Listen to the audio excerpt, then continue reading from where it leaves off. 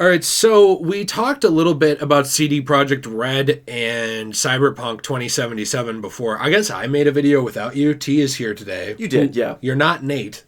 You know, here's the thing. I think we're going to have to start putting disclaimers because every time someone talks, they're like, oh, it's Nate. Oh, it's T. Yeah. Somehow you guys sound similar. I didn't think you did. No, it's very flattering. Generally, you're loud. So if it's loud audio, it's probably you. That could be a distinction. Yeah, that's a great point for sure. Hey, before we hop into this, I did put a video up yesterday that I think is a little relevant to maybe some of you who have been DMing me and leaving comments like, hey, I'm thinking about starting my own channel or blah, blah, blah, blah, blah. I'm doing this.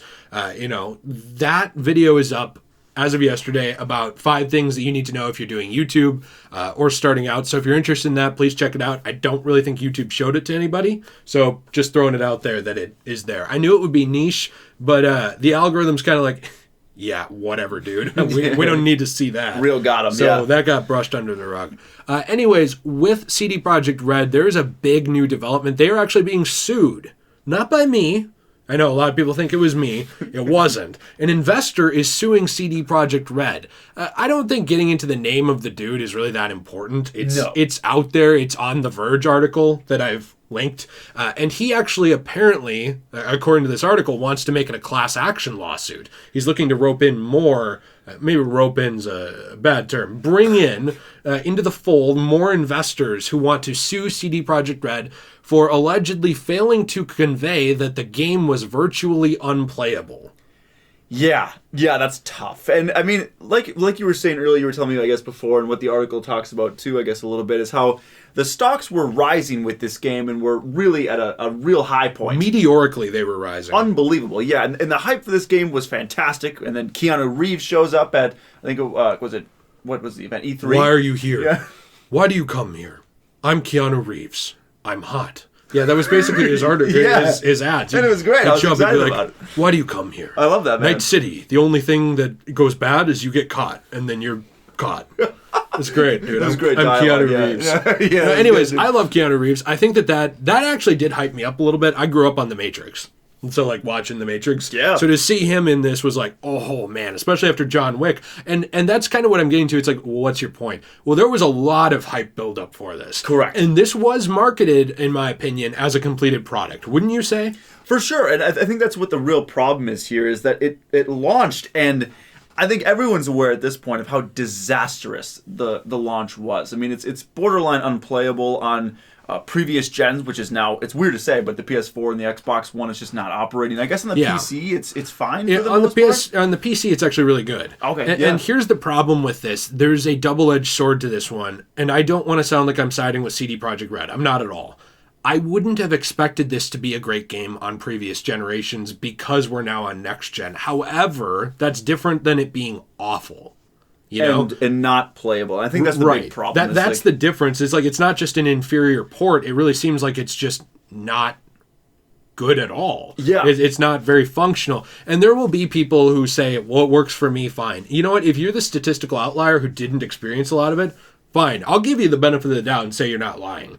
But the large majority of people who have played it on a PS4 or Xbox One have complained of having a lot of issues. And this was announced years ago. I believe this was announced and teased in about 2012, meaning that the people on the previous generation of console had every right to expect it to work there. The game's been in development for over 8 years. Right. So, you know what I'm saying? It would be one thing if it was like 2 years into the PS5 life cycle, this came out on PS4, and you kind of knew. But look, let's run over the facts just real quick. I mean, the stock rose meteorically, and then CD Projekt Red just so happened to not hand out previous generation review copies.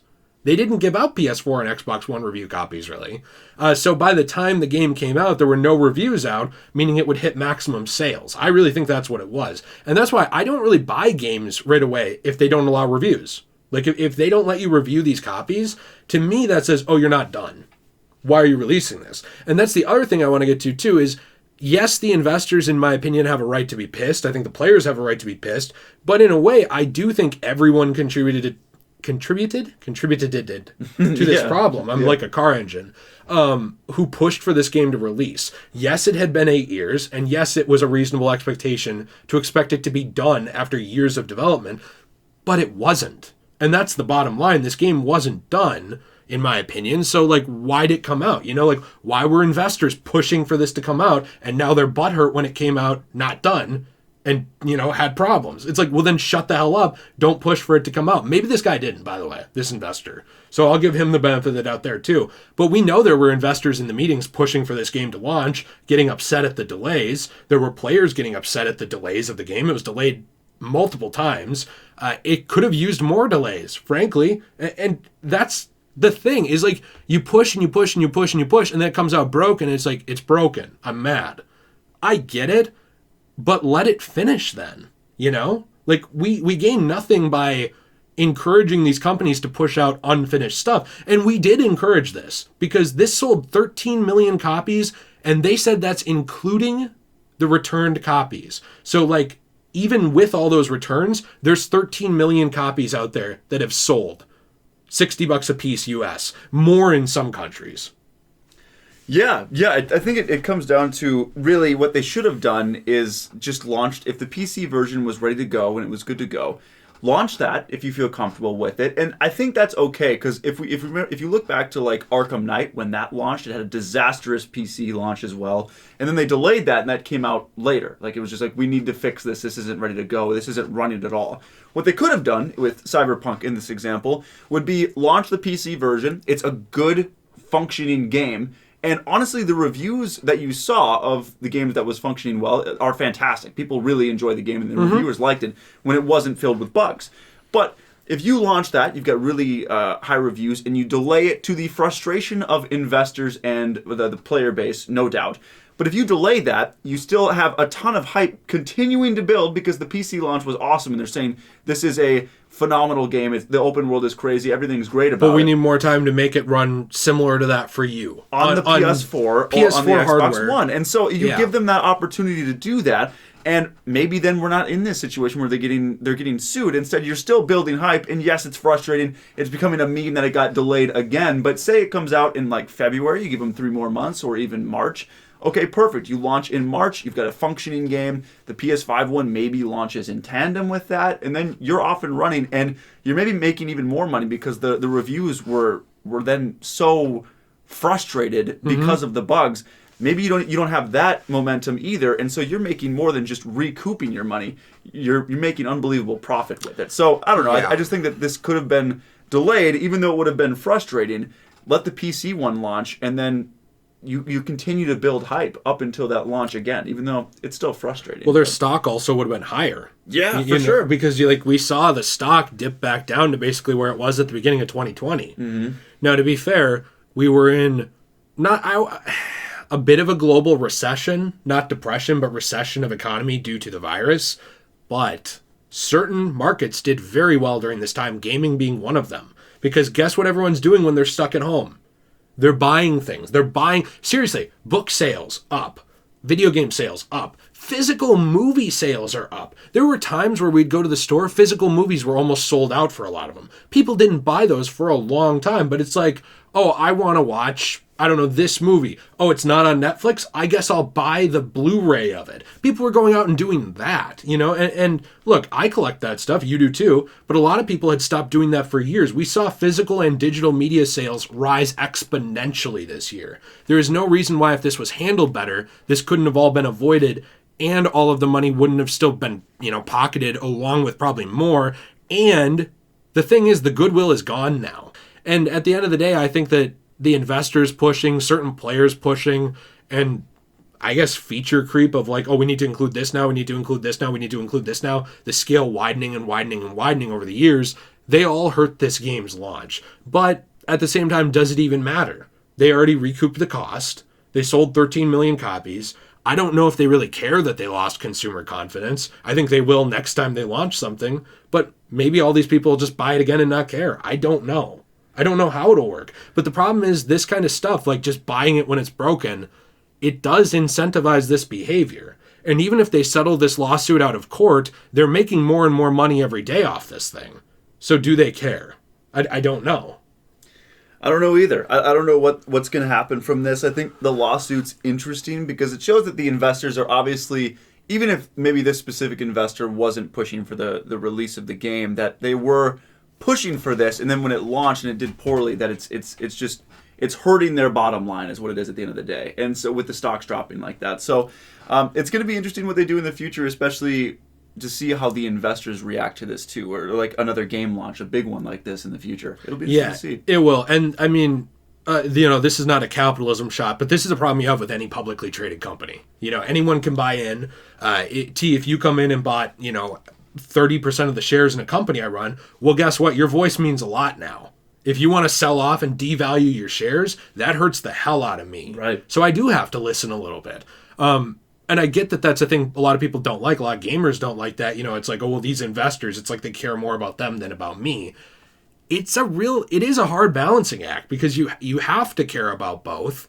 And at the end of the day, it's almost like no one's happy now. Even the developers were confronting CD Projekt Red management, like I said in that previous video, and saying, hey, you knew this wasn't done. You're full of shit, kind of. Mm-hmm. I mean, like, just straight up, like, you knew it wasn't done and you released it anyway. Wasn't this hypocritical? Like, this whole game is kind of like not nephew to capitalism, but like a capitalism run rampant game. It's kind of what it is. It's like Blade Runner-ish. And you push this out to make a ton of money off a broken product. Isn't that a little, hypocritical? And like, we knew it wasn't done. You didn't listen to us. So the devs are mad. The investors are mad. Tons of players are mad. But they still made bank. And that's kind of what I wanted to hit at the end here is, does any of it matter? I don't know.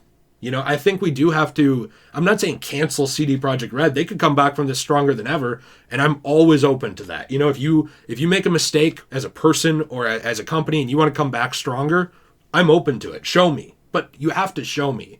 I'm not going to give you my money again and reward you for making mistake after mistake. I'm just not going to do it. I don't have the money to throw away that way. And I don't think most people do. No, and I think that's why a lot of people have waited to see when this is going to be patched and when this is going to be a functioning game again. And I hope it's soon because it does look like a fun game. And the stuff that I've seen of when it's functioning well, like it looks awesome. It looks really fun.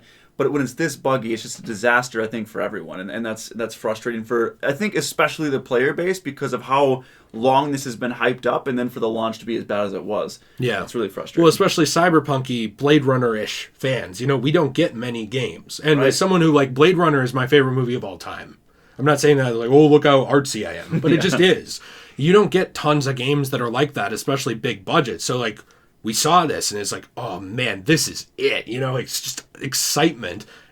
And then it's not what you expect. It's just frustrating at the end of the day. I'm not even mad. I sound like a parent. I'm not even mad. I'm just disappointed. Yeah. So I'm interested in the audience's comments. Some of you guys really like Cyberpunk, even on last gen. I did get a couple of comments. It sounds like it runs better on Xbox because I got a couple of people who were on Xbox One S who said that their copy ran fine. Interesting. So maybe it's more on PlayStation. You'll have to let me know what your experience is with this game or if you're on PC or whatever you think. Be sure to check out everything in the description down below, please. I really do appreciate it. I will put sources down there, including the court documents link to the lawsuit if you're interested in reading that and you're a nerd like us. It's always interesting. Video from yesterday about what to do getting started on YouTube should help you out if you're interested. Let's Play channel in the description down below and all the social media. We'll see you in the next one. Hey, T, thanks for being here. I appreciate it. Thanks for having me, man. Yeah, dude. Let's sue somebody. Have a fantastic day. And as always, stay shway.